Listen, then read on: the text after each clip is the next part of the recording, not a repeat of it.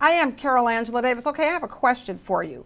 Is not taking steps to protect your population a crime? That is the question. I'm talking about governors.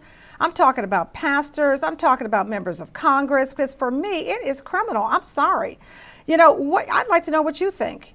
Is it criminally negligent? That is the question I'm asking, because most crimes do involve intentional conduct. However, some crimes involve reckless or negligent instead of intentional conduct.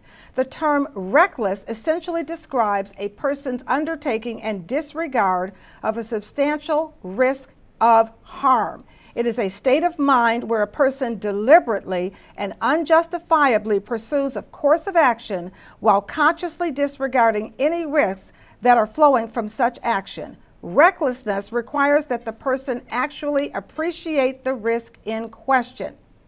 Negligence, the rule for negligence is that everyone has to take reasonable care to avoid injury to others. Criminal negligence occurs when the person should have been aware of the risk. Is there anyone out here who is not aware of the risk of gathering people together when you don't know who's sick of a virus that is highly contagious and clearly deadly? Coronavirus is happening all over the world. We know there are at least 500,000 cases all over the world, and as soon as I stop talking, God knows how far that number has gone up. There are at least 20,000 deaths, another number that's flying up as fast as we can dream of it. There are 60,000 cases in the United States, okay? So we know it's a problem. 1 in 3 Americans say they or an immediate family member has been laid off or lost their job as a result of the coronavirus pandemic. Why would anyone not err on the side of caution and try and protect human life? It doesn't make sense.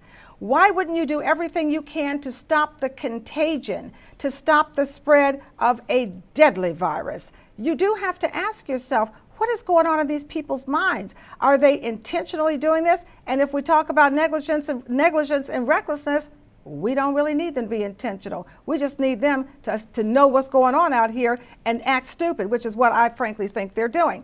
Let's take a look at the state of Louisiana, where the governor there is doing what he can to protect people. All right, now at the moment in New Orleans, there are not at the moment, because while I'm talking, that's going to go up, 827 cases, 37 COVID-19 related deaths. It is on track to become the epicenter of the virus in the South. All right, New Orleans accounts for roughly 70% of all the cases in the South, and we do believe a lot of that stems from that Mardi Gras that happened at the end of February. Okay, even a TSA agent who was working to screen travelers over there at New Orleans Armstrong International Airport has tested positive for the virus. How many people do you think that person probably came into contact with in a 24-hour period? Frankly, and where did they get it? Let's just be clear. It is so bad there in New Orleans that the CDC is sending an infectious disease expert over there to a senior living community that's called Lambeth House. That's where 42 residents have already tested positive for COVID-19 and 11 are dead, okay? But still, a Louisiana pastor continues to defy the state's orders prohibiting gatherings of 50 people or more.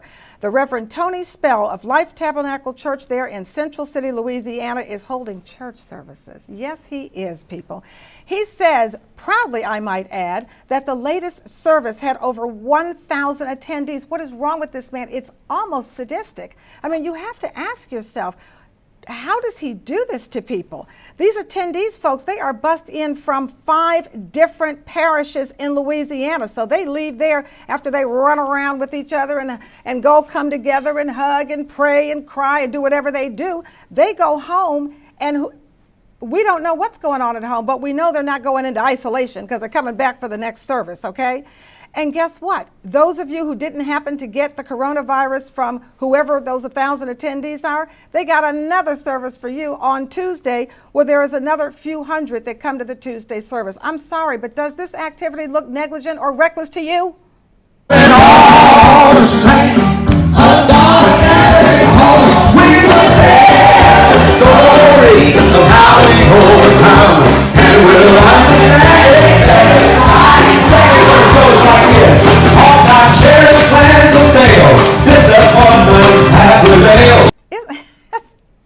I mean, it's disgraceful. wasteful. You have to ask yourself, are these people thinking?